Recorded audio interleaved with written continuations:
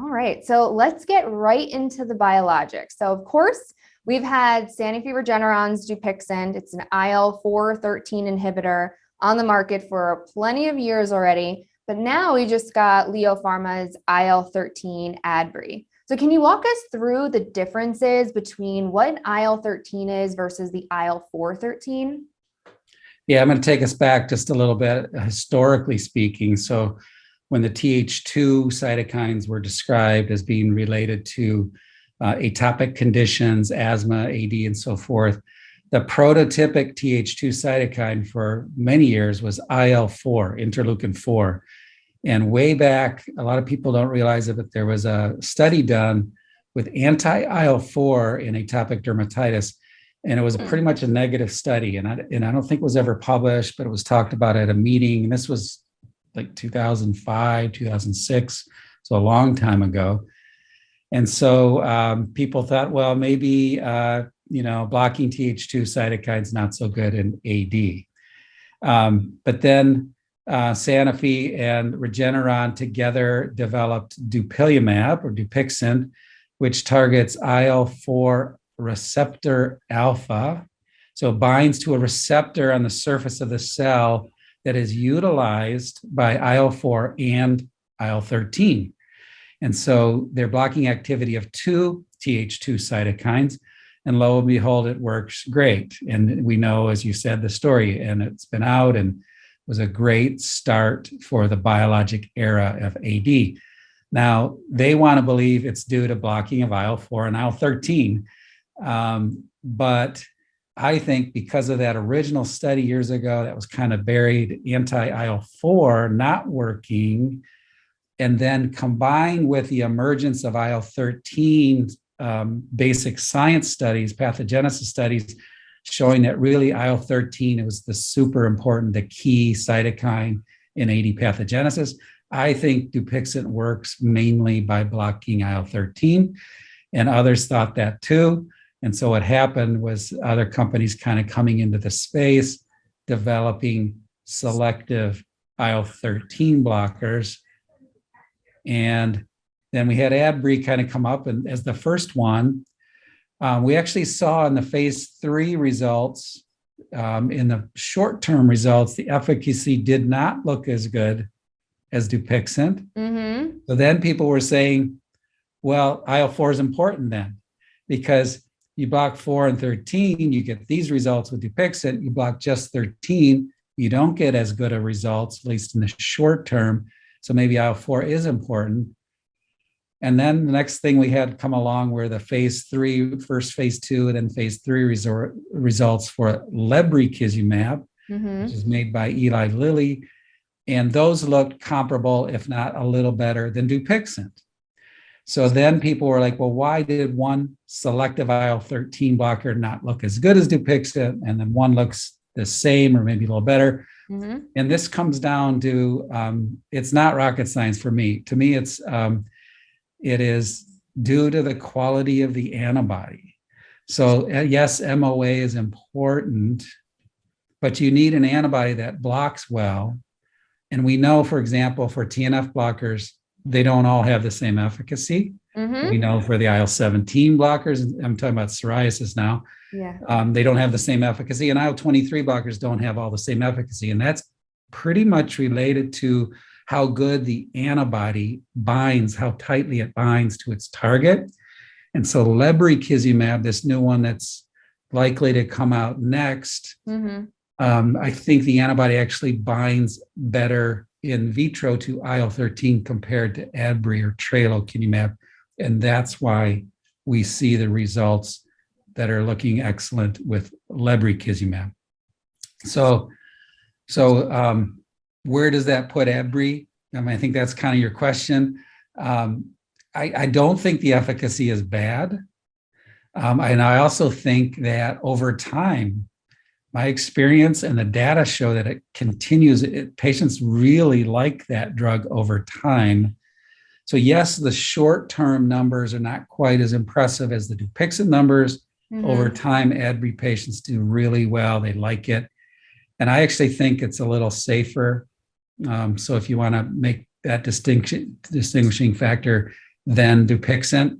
You're only blocking a single cytokine, and the incidence to me of conjunctivitis is lower, and sort of less red face problems as well. The two kind of things that we can see sometimes with Dupixent.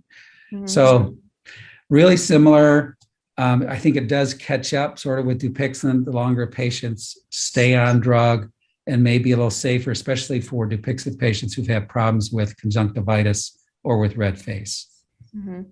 So because we have Dupixent, which has the IL-4/13, we've been seeing it get approved in some allergy indications. Asthma is a huge one, as we know. Could that be advantageous amongst dermatologists because it has the 413? Do dermatologists really care about that asthma component, that it covers a lot of that allergy basis that a lot of atopic dermatitis patients have? Yeah, you actually make a good point. And there are other differences between Adbry and Dupixent. And you hit on the two. Actually, the key one is the approval in asthma and other atopic conditions for Dupixent and not Adbry. And then the approvals down to lower ages as well. So because Dupixent's been out for so long, the company's had a chance to go into children and approvals at really young ages. So those are advantages of Dupixent over Adbry. Again, it kind of, I'm usually asked, where does that leave Adbry? To me, it's for the people who may have pre-existing eye conditions where you wouldn't want to use Dupixent, or people who had tried Dupixent and had side effects. I'm comfortable using Adbry in that population. But certainly if they have concomitant asthma, I'm going to be thinking more Dupixent, younger patient, because of those approvals. Those are key niches, I think, for the Dupixent people. Yeah. So you were mentioning how the antibody is different. So do you think that's a message that community dermatologists would latch onto and value? It's a good question. It comes up a lot with me when I'm speaking to them, when I'm giving talks about the different drugs, because they tend to think the mechanism of action is the only thing. And they don't tend to think about this. They don't tend to think about how good the antibody is in blocking that target. And it's, as soon as I mention it to them, they say, oh, okay, that makes sense. And that makes sense why we see different efficacy. But for most dermatologists, they look at the efficacy and frankly, they don't understand why drug A is better than drug B when they're blocking the same thing. And it's pretty simple. It almost always relates to sort of that in vitro binding activity. So we've heard a lot about in our research that community level dermatologists, they kind of are thinking that the potential future atopic dermatitis market could mirror what we're already seeing in the psoriasis market. So what are the two similarities that you see between psoriasis market, atopic dermatitis, and do you think that Dupixent has the ability to follow this similar trajectory that we have been seeing for blockbuster drug Humira? Yeah, so I think that I'm surprised you say Humira, but you're talking about for psoriasis? Yes. So, that was approved so long ago, 2008. And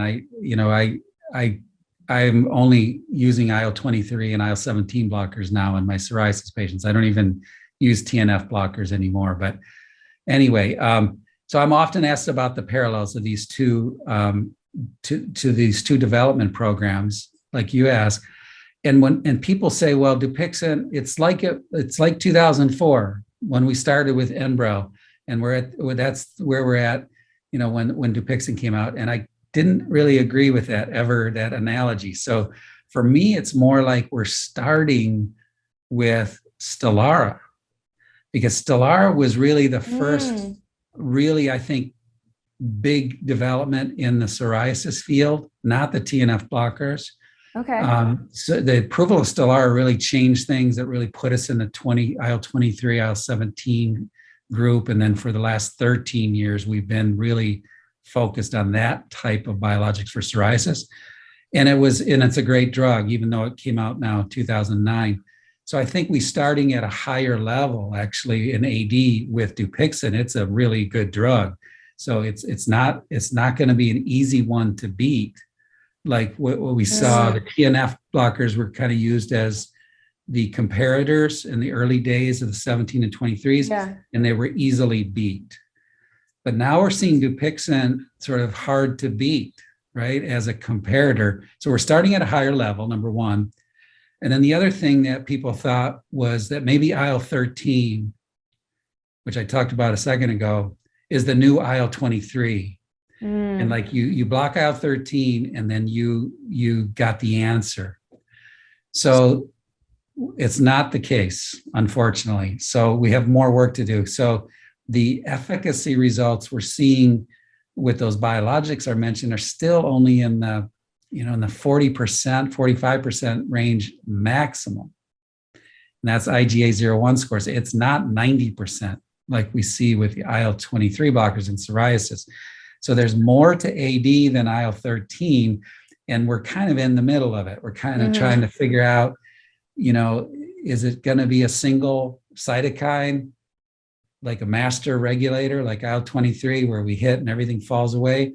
Probably not for AD. It's probably going to involve combo therapy or different approaches in order to get us up to that, for example, a 90% efficacy level in AD. So it's going to take some time. We're in the middle of it.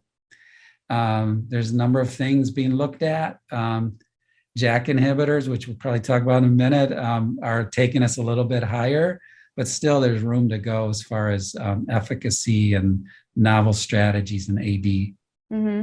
So we mentioned a lot about the IL-13, but we're also in the pipeline with IL-31, IL-33. What are your opinions on those? Yeah, so the other targets that are looked at with biologics, you mentioned two of them. IL-31 receptor is targeted by nemolizumab or Nemo. IL-31 is the classic itch cytokine.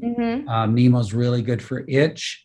But when we look at its effects on inflammation, it's modest. It's not great. It's modest. It's kind of medium. And all the studies with Nemo required topical steroids in combo with Nemo. So it's not going to be the one. IL-31 is not going to be the target that is going to make everything fall away. So that's one thing. 33, there's mixed results. There's some negative results, but still some companies working on IL-33 blockers. Probably the next most exciting target is OX40 and OX40 ligand.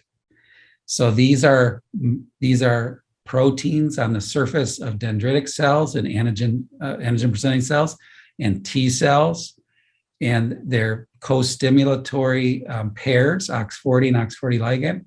And when you block that dendritic cell T cell activation of the T cell by blocking a co-stimulatory molecule like that, you can get T cells to become basically anergic or to be quiescent.